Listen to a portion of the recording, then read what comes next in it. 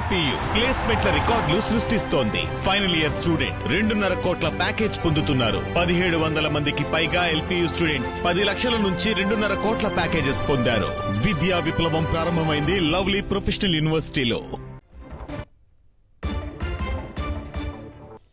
Visakhapatnam steel ప్లాంట్లో అగ్ని ప్రమాదం జరిగింది. SMS 2లోని మిషన్ 2లో షార్ట్ సర్క్యూట్ వల్ల అగ్ని ప్రమాదం సంభవించినట్టుగా తెలుస్తోంది.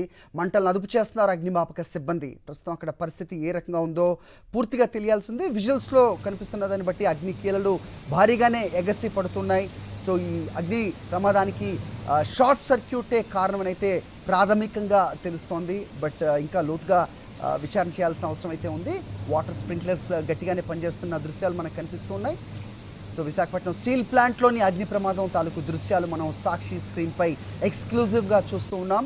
SMS 2లోని మిషన్ 2లో ఈ షార్ట్ సర్క్యూట్ వల్ల అగ్ని ప్రమాదం జరిగినట్లుగా తెలుస్తోంది. మంటలను అదుపు చేస్తున్నారు అగ్నిమాపక సిబ్బంది. చాలా ఫోర్స్గా వాటర్ స్ప్రింక్లర్స్ పనిచేస్తున్న దృశ్యాలు మనకు కనిపిస్తూ ఉన్నాయి. మరి ఎంతసేపట్లో ఈ మంటలు అదుపులోకి వస్తాయనేది ఇంకా తెలియాల్సింది. దీని ద్వారా ఏ మేరకు ఆస్తి నష్టం జరిగిందో ఇంకా తెలియాల్సిన అవసరం ఉంది. సో ఈ అగ్ని ప్రమాదం జరిగినప్పుడు కార్మికులు ఎవరన్నా అక్కడ ఉన్నారా లేదా అనేది కూడా ఇంకా సమాచారం తెలియాల్సిన పరిస్థితి.